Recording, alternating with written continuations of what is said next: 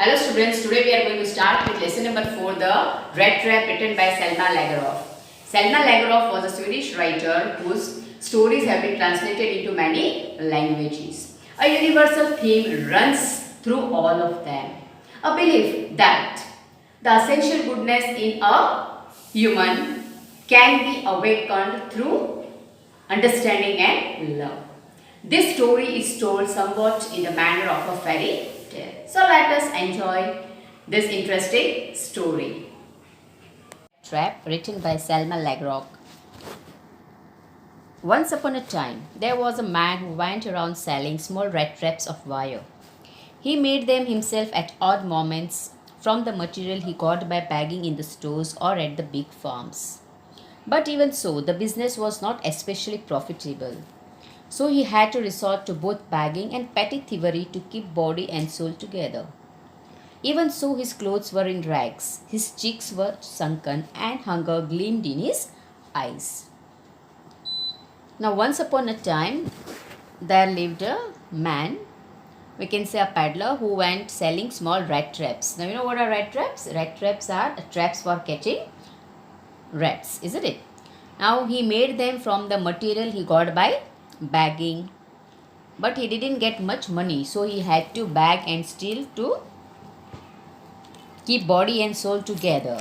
Now it is an idiom. To keep body and soul together means to survive in difficult circumstances. So in order to survive in difficult circumstances, he had to both bag and steal. And his clothes were in rags, his cheeks were sunken, and hunger shone. We can see the hunger shining in his eyes. Gleamed means shone. Shone is the past tense of the word shine. So the hunger shone in his eyes.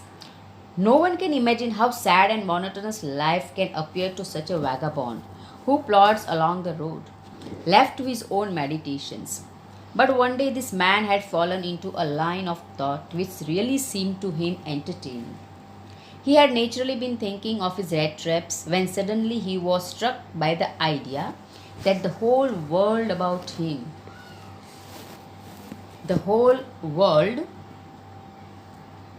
its lands and seas, its seas and villages, was nothing but a big rat trap. It had never existed for any other purpose than to set baits for people. It offered riches and joys, shelter and food, heat and clothing, exactly as the rat trap offered cheese and pork. And as soon as anyone let himself be tempted to touch the bait, it closed in on him, and then everything came to an end. Now one day when this man, when he was sitting, he had a thought in his mind.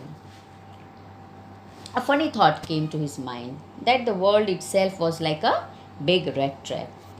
It offered comforts and joys like the rat trap offered cheese and pork as bait to the rats. Bait means it's like an attract. It attracts the rats. If you keep the food like cheese or pork, means it attracts the rats. And when the rat just gets tempted means when he gets attracted to touch that thing, it gets trapped inside it. Same way the world is also like a rat trap. People and this riches and joy, shelter and food, the clothing, these are just like the cheese and pork which has been offered to the rat. Here the people are compared to the rat and trap is been compared to the world. So the people, they get trapped when they get tempted towards riches and joy, shelter and food. And when they just try to get that, they get closed inside it, and then everything comes to an end. The world had, of course, never been very kind to him, so it gave him unwanted joy to think ill of it in this way. It became a cherished pastime of his, during many dreary ploddings, to think of people he knew who had let themselves be caught in the dangerous snare, and of others who were still circling around the bait. Now, no one has been that kind to him, and he never got what he wanted to. He just cherished his pastime and he just dreamt that what he would get in his future. One dark evening, as he was trudging along the road, he caught sight of a little grey cottage by the roadside, and he knocked on the door to ask shelter for the night. Nor was he refused. Instead of the sour faces which ordinarily met him, the owner, who was an old man without wife or child, was happy to get someone to talk to in his loneliness. Immediately he put the porridge pot on the fire and gave him supper. Then he cowed off such a big slice from his tobacco roll that it was enough both for the stranger's pipe and his own. Finally got out an old packs of cards and played Majolis with his guest until bedtime. Now, one dark evening, as he was trudging means walking, as he was walking slowly along the road, he just went to a small grey cottage, and he requested to get for some food and shelter for that night. Now the owner, who had once been a crofter means a person who is living on a small farm, he invited him in.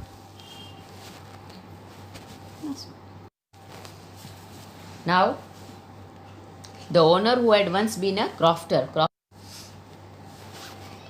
means a person who is living on a small farm.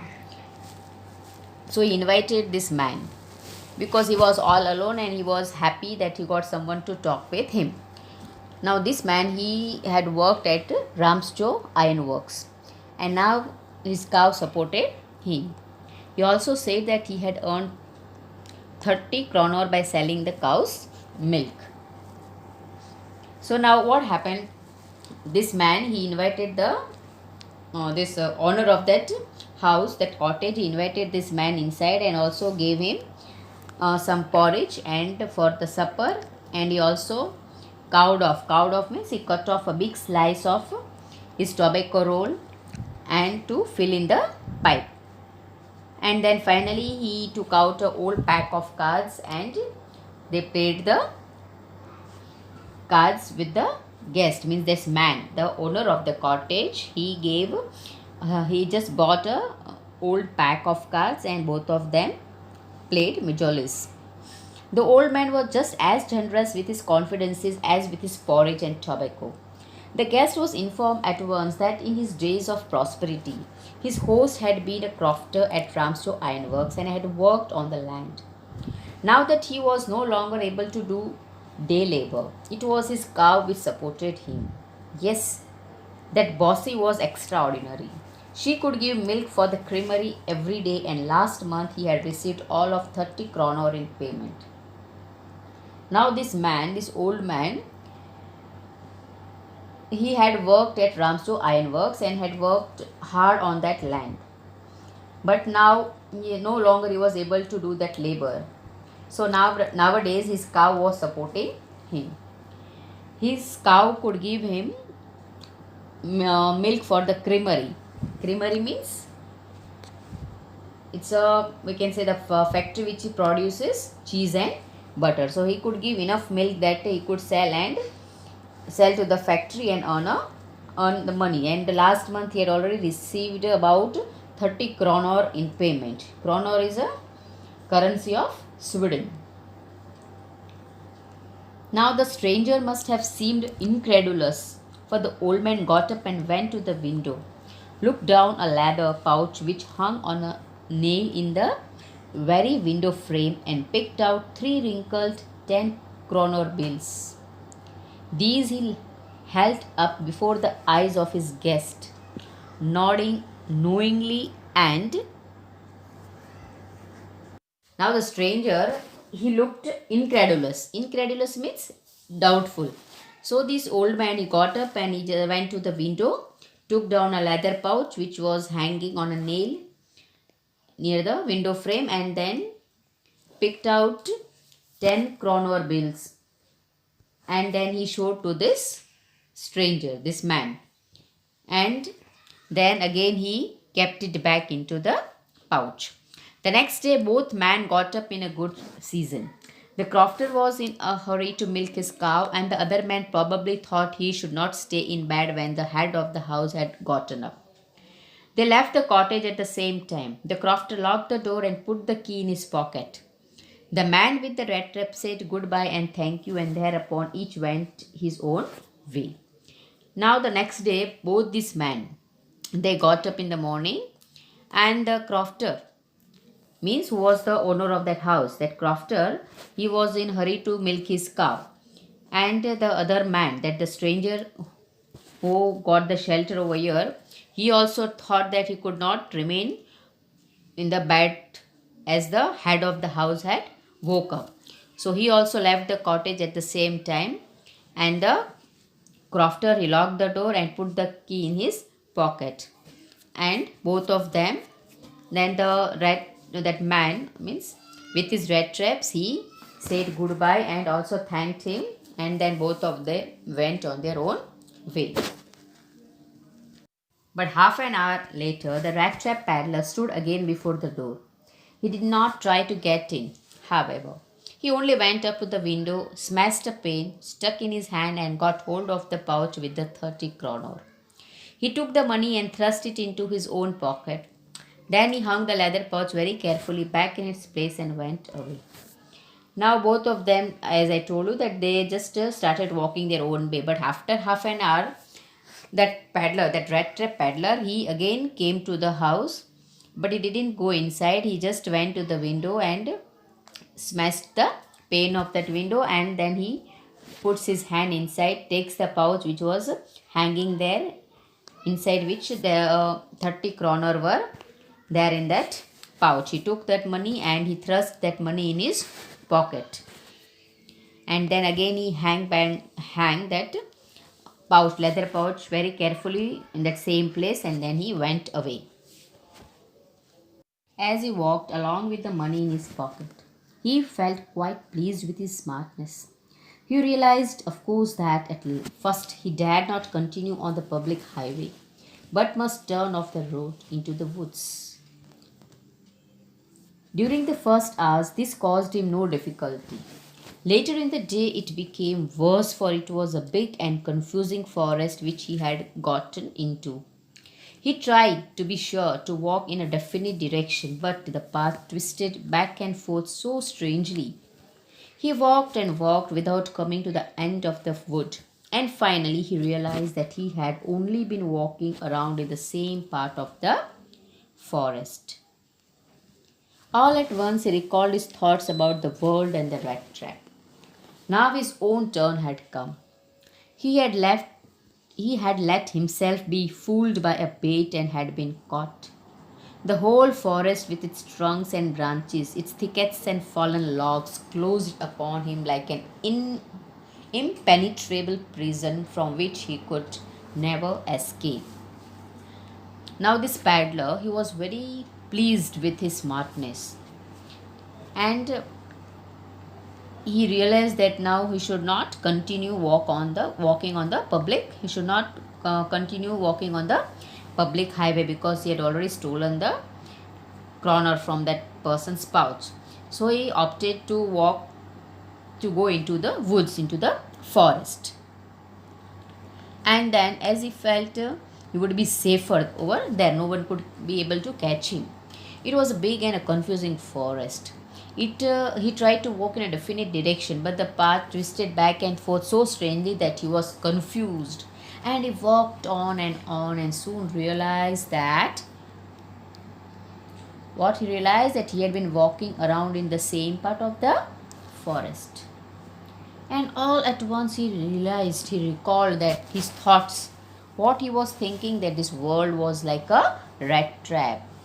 Now it was his own turn that had come, that he had let himself be fooled by the bait, and he was caught in the rat trap. Why? Because he had stolen the money, and now because he was attracted towards that money, now he was caught in the forest. The entire forest with its trees, trunks, and branches seemed to him like a prison that offered no escape. It was impenetrable, means it was a hidden prison, and such a prison that nobody could escape from that place. December. Darkness was already descending over the forest. This increased the danger and increased also his gloom and despair.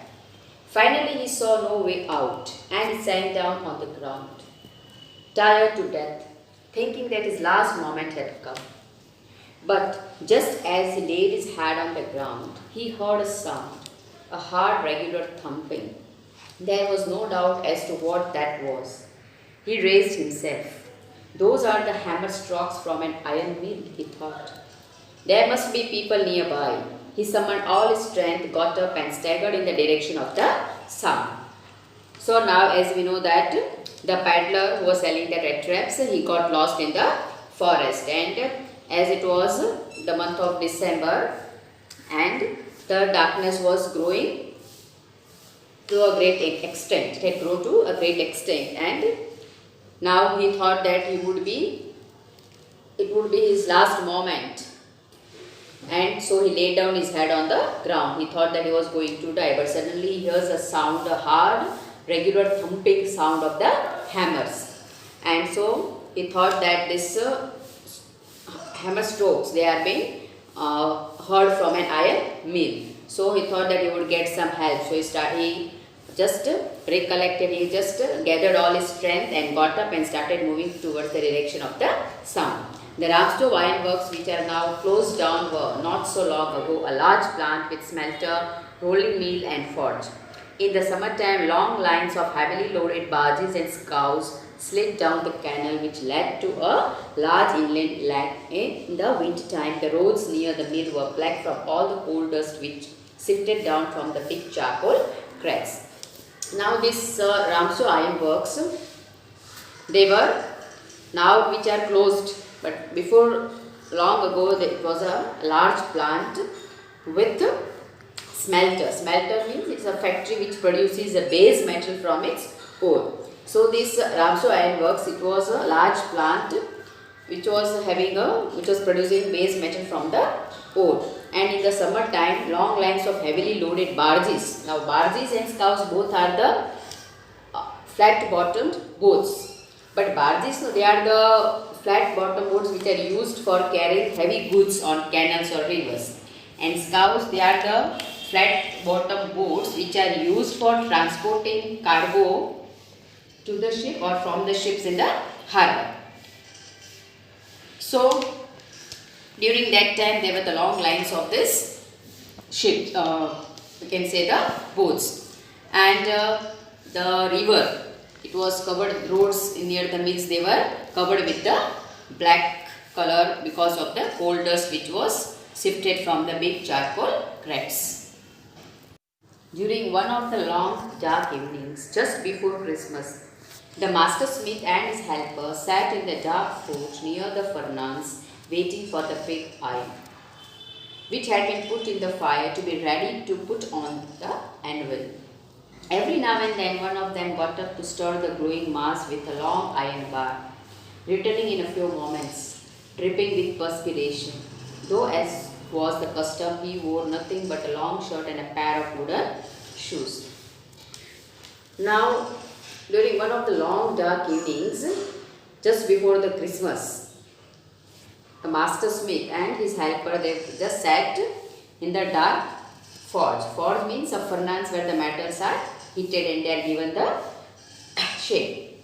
So the master smith and his helper, they were sitting near the furnace and they were waiting for the pig iron. Now what is pig iron? Pig iron is the crude iron which is first got from the smelting furnace. So they were just waiting for the pig iron which had been put in the fire and to be ready to put on the anvil, and then first they put in the furnace, then they will take it out and then they will put it on the anvil to give the shape. Every now and then one of them, they got up to stir the glowing mass and they keep on stirring the mass of that iron. So every now and then one of the person has to stand up, stir the iron mass, and when they came out they were dripping with perspiration. and they had wore a long shirt and a pair of wooden shoes. All the time there were many sounds to be heard in the forge. The big bellows groaned and the burning coal cracked. The fireboy shoveled charcoal into the maw of the furnace with a great deal of clatter. Outside roared the waterfall and a sharp north wind whipped the rain against the brick-tiled roof. It was probably on account of all this noise that the blacksmith did not notice that a man had opened the gate and entered the forge until he stood close up to the furnace. Now, in the iron mill there were different sounds which were heard. The groaning sound of the big bellows and the cracking sound of the burning coal. And when the fireboy he shoveled the charcoal into the maw of the furnace with a great deal of clattering sound. And the different noises which were occurring outside. And on account of all these different noises, the blacksmith he was not able to notice the man that he had opened the gate and entered the forge. And till he stood up near the furnace, the blacksmith was not able to notice. He didn't come to know that the man had entered the forge. Surely it was nothing unusual for poor vagabonds without any better shelter for the night to be attracted to the forge by the glow of light which escaped through the sooty panes and to come in to warm themselves in front of the fire. The blacksmith glanced only casually and indifferently at the intruder. He looked at the way people of his type usually did, with a long beard, dirty ragged, and with a bunch of red caps dangling on his chest. Now we saw that the paddler he had entered the forge, and usually the people those who entered the forge they came there for making themselves warm. So the blacksmith he just looked at the paddler, at the stranger in a strange way. He was looking because this paddler he was having a long beard, red clothes, and a bunch of red caps were hanging on his chest. He asked the permissions to stay there, and the master, the blacksmith he nodded a haughty consent. Nodded a haughty consent means arrogantly he agreed without honoring him with a single word. He didn't speak any word, just he nodded his head. That also with a very arrogantly. The tramp did not say anything either. He had not come here that to talk but only to warm himself and sleep.